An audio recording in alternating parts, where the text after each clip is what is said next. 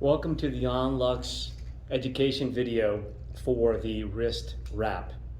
Simply attach the battery to the garment itself. You will hear an audible click. At this point, insert your thumb into the thumb hole of the wrap and wrap it around your wrist or hand depending on the injury site or the surgical site. At this point, once the wrap has been attached, press the on button to the battery.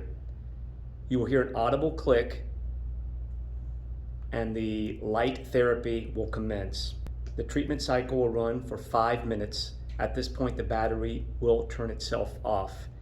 At the conclusion of the 5-minute therapy, you will hear 3 audible beeps from the battery.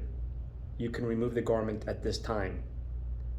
Normal protocols call for 3 separate 5-minute sessions throughout the day with at least 2 hours in between. However, your physician may prescribe a different protocol for you depending on your specific injury.